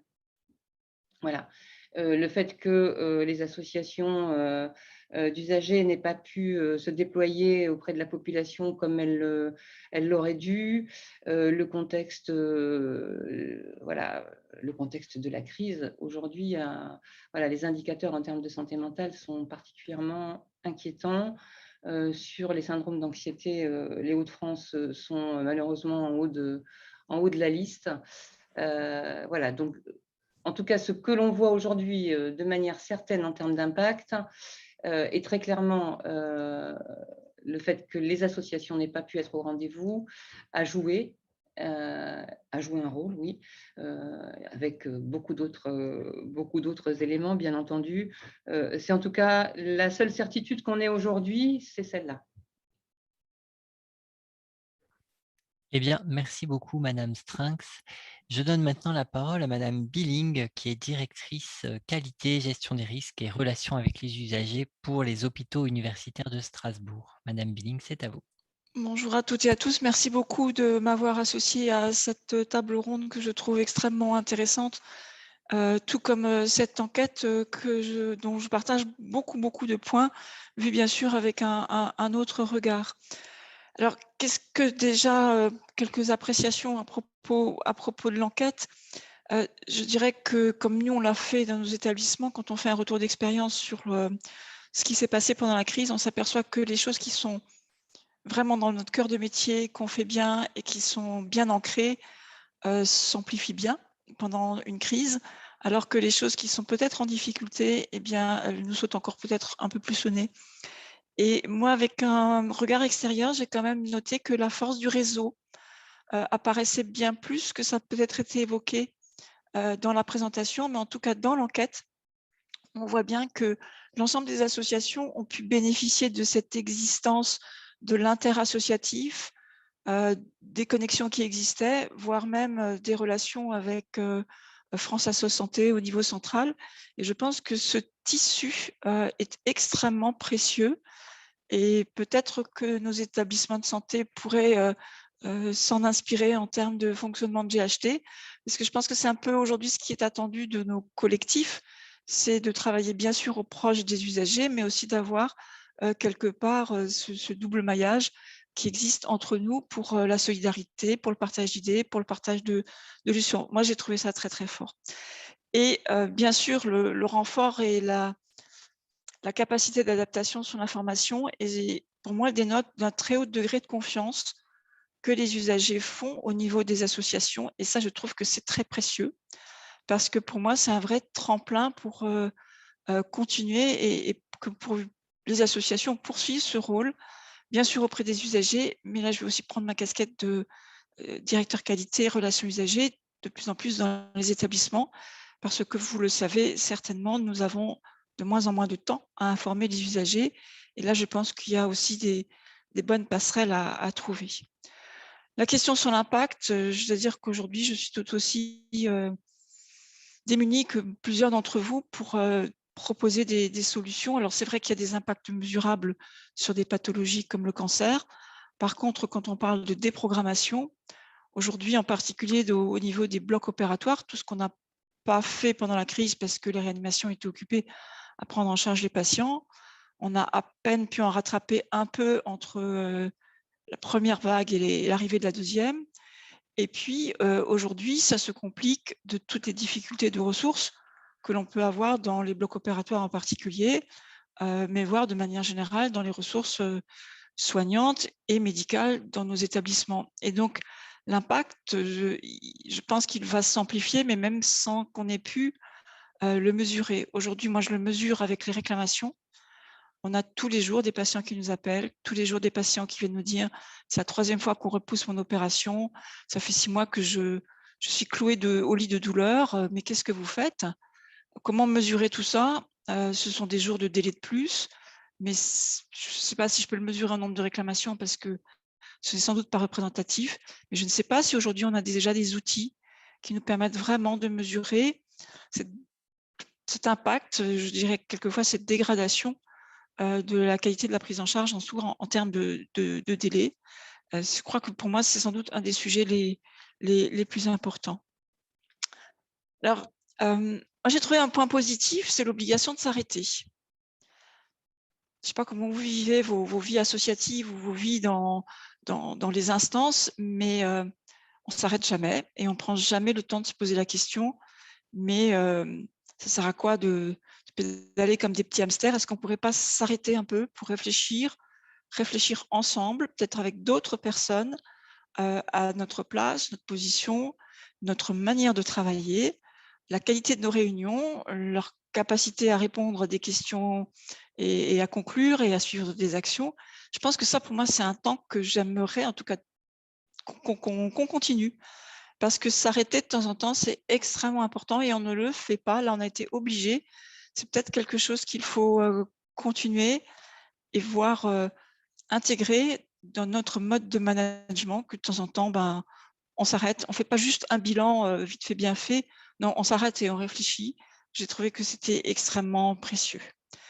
Alors, ce qui m'a interpellée, c'est bien sûr notre demande de visibilité grand public et les relations avec les établissements. Je commencerai peut-être par le deuxième, parce que moi, je l'ai vécu avec certaines vraiment frayeurs. Le jour où on a parlé de où est la place des bénévoles dans l'établissement, ça a été niet, bien sûr, toutes les portes sont fermées, y compris pour ça. Mais ce qui m'inquiète beaucoup plus, c'est qu'il n'y a aucune visibilité claire aujourd'hui sur comment ils ont retrouvé leur place. Alors, ça a été bien sûr de l'adaptation au cas par cas, mais si les associations n'ont pas poussé les murs de l'hôpital, en tout cas, je le dis pour l'établissement qui me concerne, nous ne l'avons pas poussé vers les associations pour qu'elles reviennent. Et là, il y a un vrai souci, clairement. On a laissé les services choisir la manière de faire revenir les associations sans jamais à aucun moment prendre une position officielle de les inviter à reprendre ce contact. Et ce n'est pas force d'avoir essayé, mais il n'y a toujours pas de message clair parce qu'il y a plein d'autres sujets qui, bien sûr, sont dits prioritaires par rapport à celui-là. Et là, je pense qu'il y a un vrai, je dirais, je vais repousser le message après vous avoir entendu et relu l'enquête parce que je crois que c'est un vrai trou qu'il est temps de combler aujourd'hui. On va apprendre à vivre avec cette pandémie et il faudra bien reprendre un fonctionnement avec et pas juste en se disant bon, on fait comme on peut. Non, je pense qu'on peut aller au-delà. Alors la visibilité au niveau du grand public et même, je dirais, la place des associations dans les établissements de santé. Je vais peut-être pas intervenir par rapport directement à l'enquête, mais partager avec vous un projet qu'on est en train de construire au CHU de Strasbourg et qui est vraiment destiné à combler ce qui, moi, me semble un vrai manque. J'interroge quelques chefs de pôle, quelques chefs de service en me disant « Vous pouvez m'évoquer des associations de votre pôle ?» La réponse, elle est « Il n'y en a pas. » Ah bon? Mais quand j'interroge les cadres, quand j'interroge les patients, eux me répondent. Et là, il y a un vrai souci. Ça veut dire que la gouvernance, soit au plus haut niveau, soit au niveau intermédiaire, n'est pas dans ce relationnel. Et là, je crois qu'il y a des choses à faire des deux côtés. Je vais déjà vous proposer, mais vraiment c'est à titre d'un projet qu'on démarre, qui n'a pas encore suffisamment d'avancée pour que je puisse vous faire un retour, mais on a inscrit dans notre projet des usagers comme engagement, et c'est notre premier axe prioritaire, que de véritablement créer un partenariat, un vrai partenariat avec les usagers et les associations d'usagers. Ce partenariat, il va permettre d'abord à toutes les associations qui sont dans nos murs d'être visibles. Parce qu'aujourd'hui, nous n'avons même pas une liste consolidée des associations qui travaillent avec nous. Je suis obligée d'aller rencontrer chaque cadre pour me dire avec qui vous travaillez, et ensuite de rencontrer chaque président d'association pour avoir cette visibilité. C'est vraiment quelque chose qui est à construire et à construire au niveau institutionnel, c'est-à-dire avec une vraie volonté de la commission des usagers, puisque chez nous, c'est la commission et donc le directeur général qui le pilote. Donc, l'idée derrière cette visibilité, c'est aussi de créer un partenariat qui va au-delà de simplement la relation avec les patients. C'est la relation avec l'institution et en particulier sa démarche qualité. J'explique avec 3 petits outils. Nous aimerions que les associations de patients, et au-delà des représentants institutionnels des usagers, participent à des travaux qualité que nous faisons tous les jours autour des parcours patients. Pour moi, c'est indispensable et chaque parcours patient qu'on a fait, c'est une méthodologie un peu ingénierie.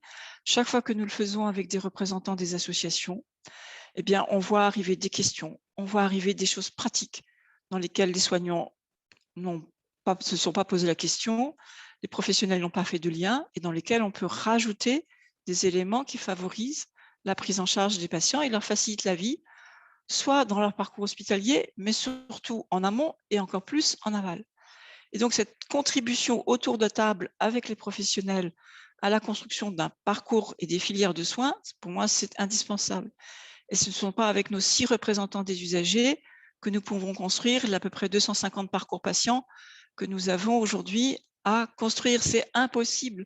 Donc, il faut associer les usagers et les associations à ce travail de fond.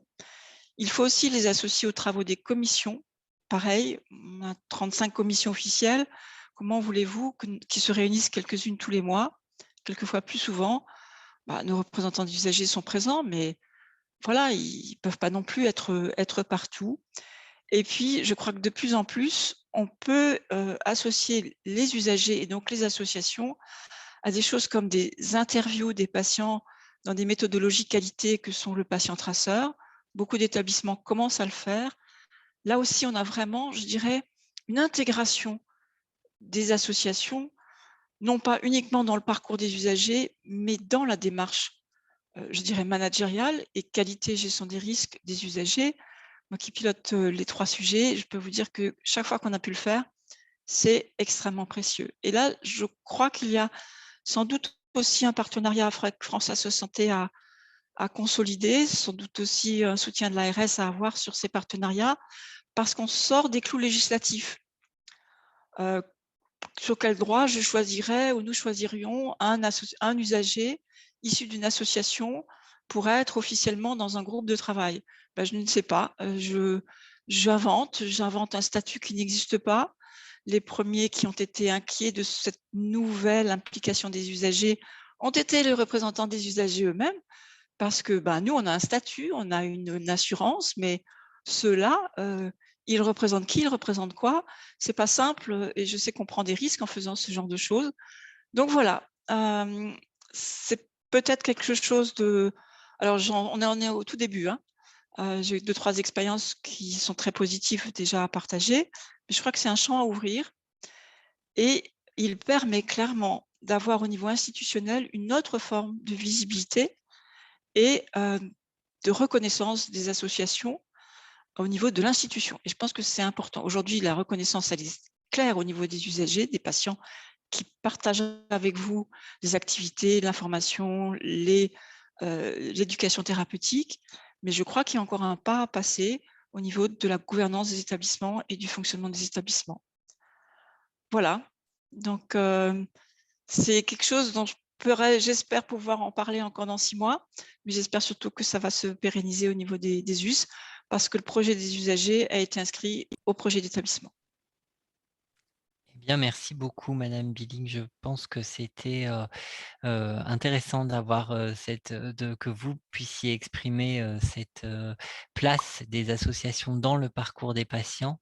Voilà, et puis avec l'ouverture que vous avez faite sur les partenariats entre représentants d'usagers et patients partenaires, ce qui est un peu un autre sujet que ce qui nous occupe aujourd'hui, mais effectivement qu'on entend. C'est un autre sujet, tout mais à ils sont fait. forcément complémentaires. Tout à fait. Je vais peut-être faire juste un tout petit rajout pour répondre à Monsieur Lebrun.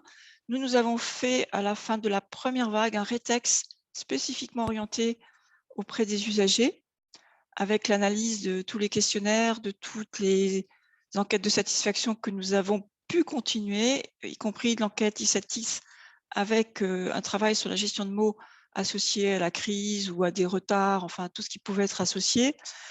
On a, comme vous, constaté une espèce d'effondrement et très peu de retours négatifs au cours de la période elle-même. Et il n'y a pas eu de reprise, je dirais, de ces points négatifs après la crise. Il y a eu une reprise des réclamations, clairement, mais avec peu de retours sur les difficultés de la crise. Et donc, nous avions rajouté une enquête mise en ligne destinée spécifiquement aux usagers pour essayer de détecter des retards de prise en charge ou vraiment des réclamations que nous n'aurions pas pu voir passer. L'enquête est restée en ligne pendant 1 mois. On a eu 0 réponse. Donc, je reste assez silencieuse sur ça parce que on a eu plutôt des choses positives, beaucoup de soutien des patients, mais très peu de réclamations. Alors, elles viendront peut-être maintenant avec les grands retards qu'on prend. Mais j'ai comme vous un grand trou. Mais on a repris la commission des usagers au bout de 3 mois. On l'a repris immédiatement à la levée du confinement. Voilà. Merci Madame Billing. Eh bien, pour terminer ce tour d'écran et cette table ronde, je donne donc la parole à notre dernier intervenant qui est Norbert Bijat, président du comité de la Marne pour la Ligue contre le cancer et qui va, je pense, nous donner un exemple concret de comment son association, dans différents champs d'ailleurs, a pu être impactée par la crise sanitaire. Monsieur Bijat, c'est à vous. Merci à vous. Mais écoutez, j'ai écouté attentivement et passionnément les 3 témoignages qui nous ont été dits. Je voudrais revenir un petit peu quand même sur l'impact et notamment ce qui a été dit au niveau du rattrapage des invitations au dépistage. Effectivement, il y a eu un rattrapage, mais est-ce qu'on rattrapera ces 2 mois et 11 jours de confinement où on s'est retrouvés, nous, associations, dans des situations très difficiles. Et pour avoir un petit peu puisqu'on se renseigne aussi comment ça se passe sur le terrain, pour avoir la chance d'avoir des administrateurs qui sont des professeurs au CHU de Reims, effectivement, ils nous signalent quand même sur l'impact des cancers, des années difficiles à venir. Pourquoi? Parce que simplement, ils ont eu des rendez-vous qu'ils n'ont pas pu faire. Ils ont des rendez-vous aussi où les personnes ne sont pas venues par peur, mais aussi des opérations annulées. Mais simplement, ils disent, comment voulez-vous que l'on travaille avec 1/3 de ce que l'on a d'habitude? On nous prend nos anesthésistes, on nous prend nos salles d'opération, on nous prend ci. Donc, ils se sont retrouvés, eux aussi, dans une situation très difficile qui a fait qu'ils n'ont pas pu honorer tous les rendez-vous avec les patients qu'il y avait. Le problème, c'est que sur certains dépistages, et notamment le dépistage du cancer colorectal, ces mêmes professeurs disent à l'heure actuelle que effectivement les patients qui arrivent, qui viennent voir parce qu'il y a eu un problème sur leur dépistage, sont déjà dans des pré-cancers avancés qui auraient pu être, pour le colorectal, disons, soignés très rapidement et disparaître, mais qui ont évolué. Donc, le problème, il va être là. C'est-à-dire que l'impact, on ne peut pas le voir maintenant, on va le voir dans les années qui arrivent.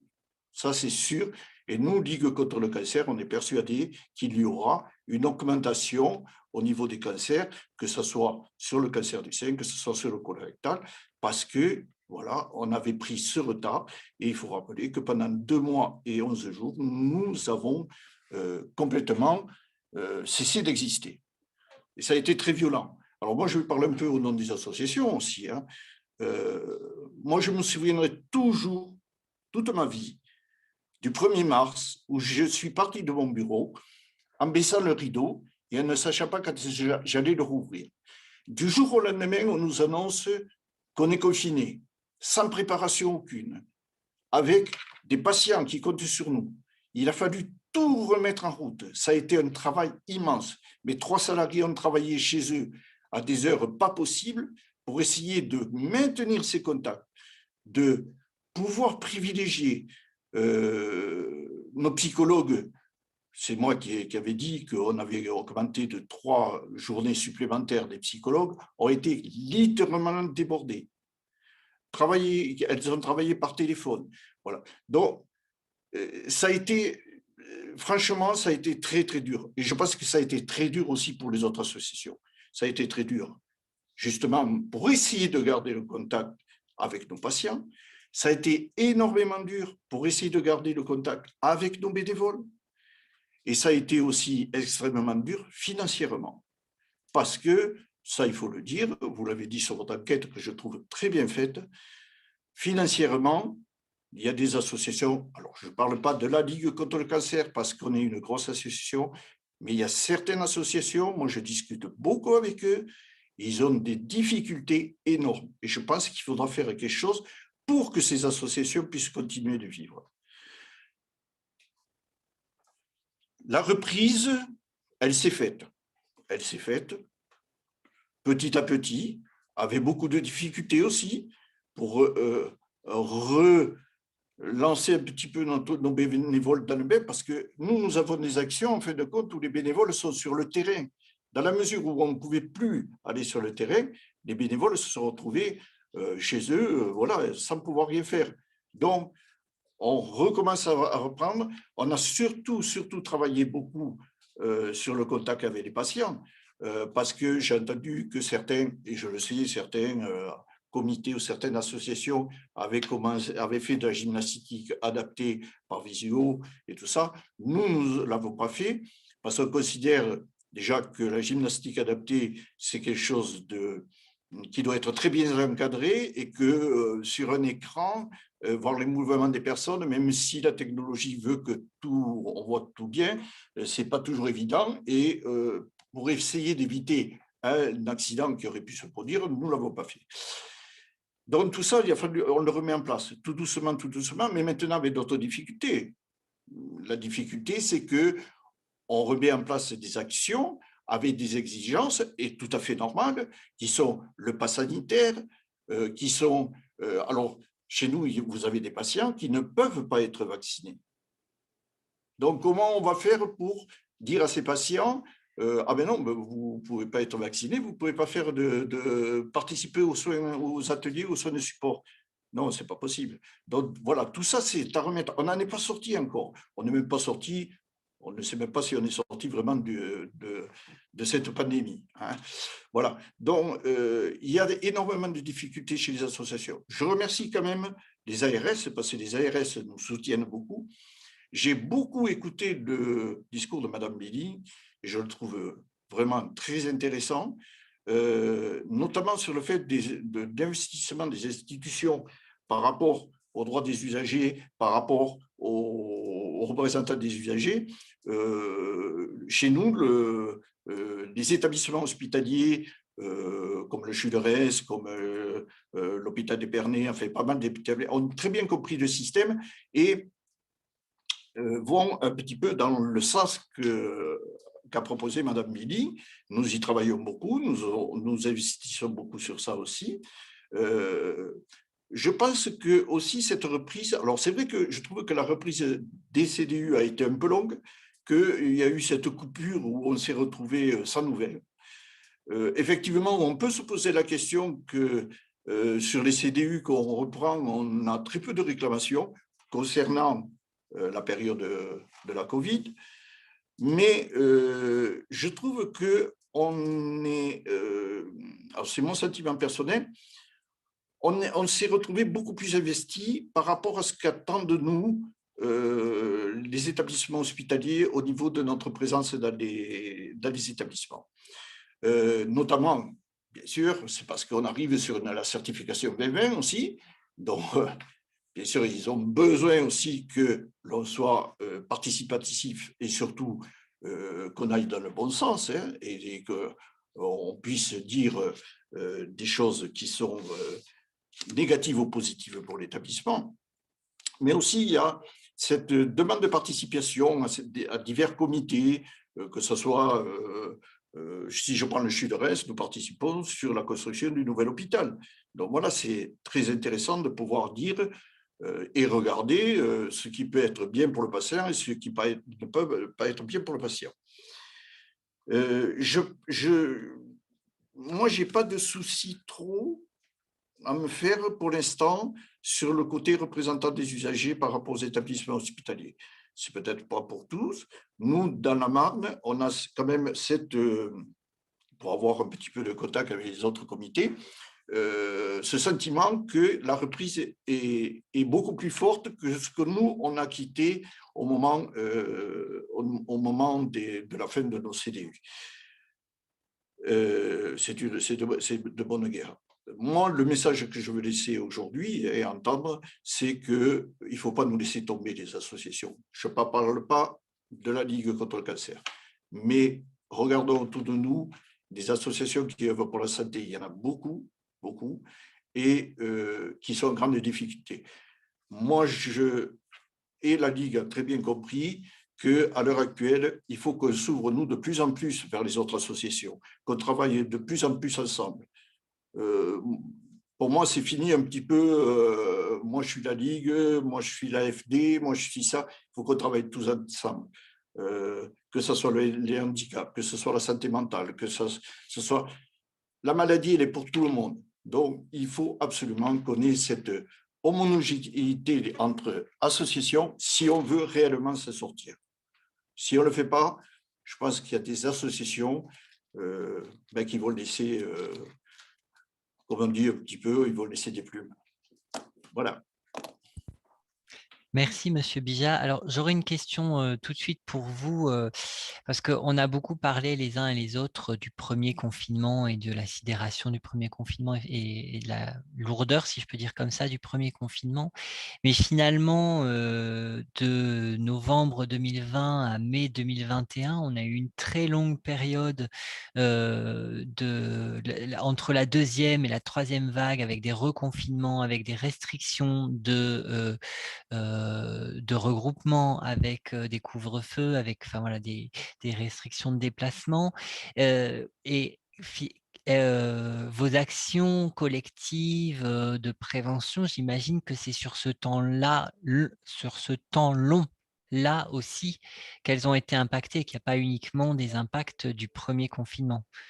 Alors, la différence entre le premier confinement et cette période-là, c'est que pour moi, le premier confinement, ça a été quelque chose de violent. On a dit, on arrête tout. On ne nous a donné aucune solution derrière. Vous arrêtez tout. Vous baissez votre rideau, vous partez chez vous et puis voilà. Les présidents, vous avez qu'à vous débrouiller. Président, vous avez des salariés, vous n'avez pas de salariés, vous avez des bénévoles, vous vous débrouillez. Là, je regrette un petit peu qu'il y ait eu ce manque d'accompagnement. Voilà. Sur le deuxième confinement, on était déjà préparé un petit peu. On avait remis des choses en route, on savait comment il fallait faire. Ça a été beaucoup moins dur et beaucoup moins violent. On s'est vraiment adapté. On avait mis en place les nouvelles technologies que l'on dit avaient leurs difficultés, parce que là aussi, il n'y a pas eu, ça n'a pas été la solution miracle. Bon, vous savez, j'ai fait des fois des journées où j'avais 4 visioconférences le soir.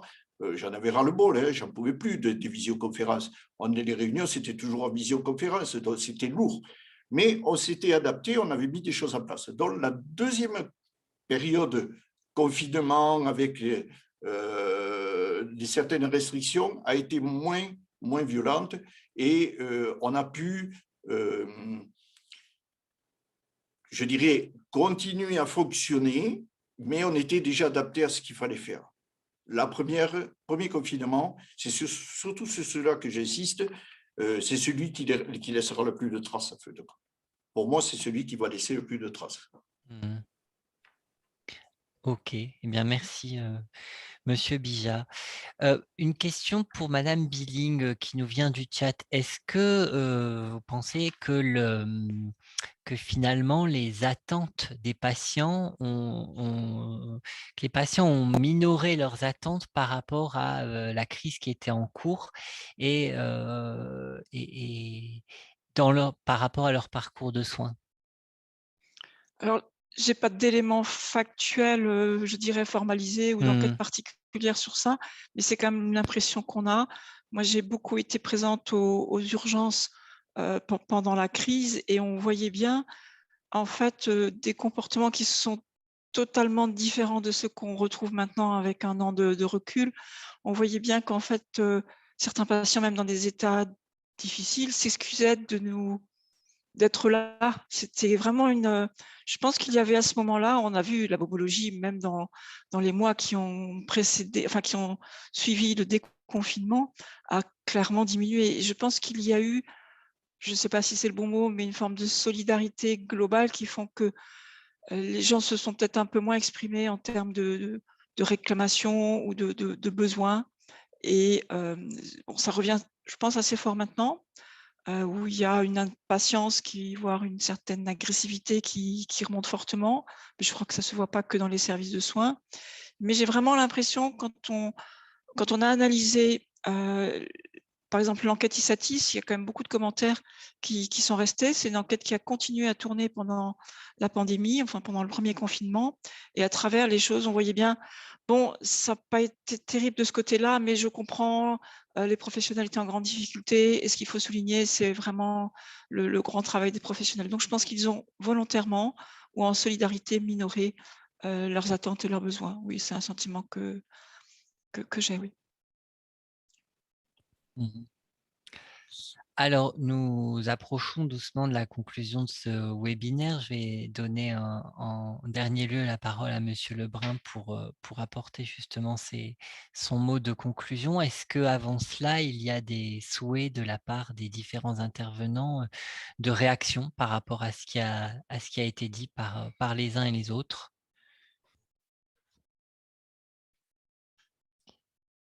Alors, je ne vois pas de main qui se lève, donc je vais donner tout de suite la parole à Monsieur Pierre-Marie Lebrun pour conclure donc cet après-midi.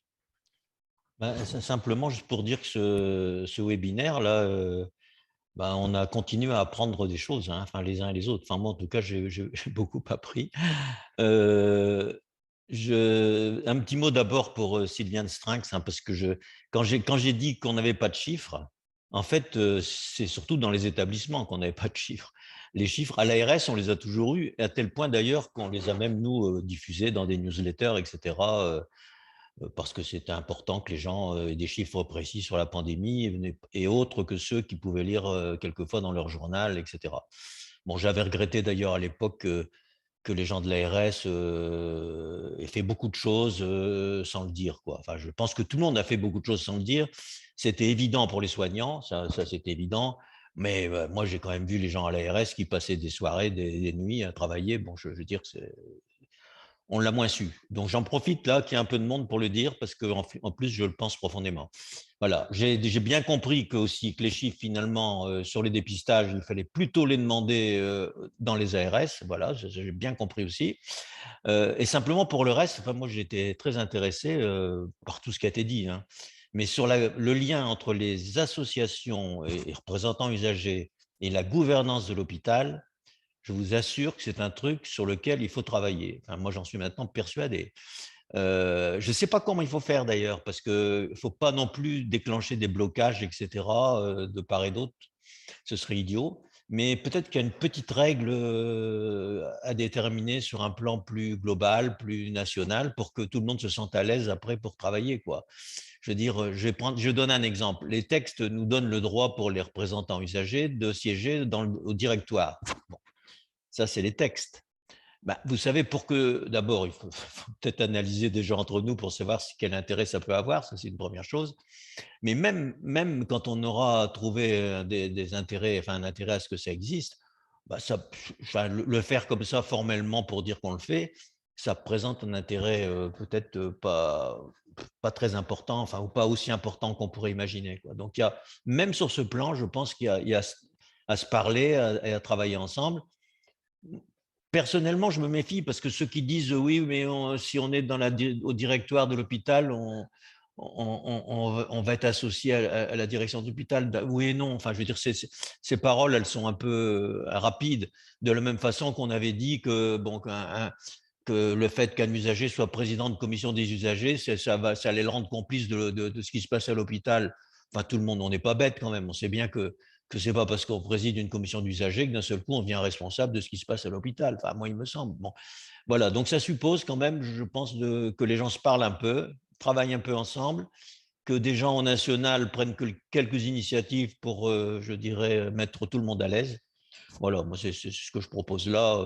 Après, on a un peu de temps pour le faire. Mais je veux dire qu'on soit associé globalement à une évolution de ce qui se passe à l'hôpital, même en termes de gouvernance, me paraît pas scandaleux. Voilà, voilà ce que à condition que ce soit travaillé. Voilà. Ben, sans ça, pour le reste, moi, je pense qu'il nous reste à remercier tout le monde parce que, très franchement, c'est un beau boulot.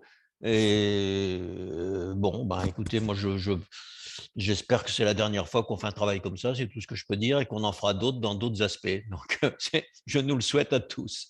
Voilà, merci et bonne fin d'après-midi. Eh bien, bonne fin d'après-midi à toutes et tous. Je remercie l'ensemble de nos intervenants et j'en profite pour dire à nos représentants d'usagers de la région Hauts-de-France que nous les attendons toutes et tous le 8 décembre prochain pour nos premières assises des représentants d'usagers. À très bientôt. Au revoir.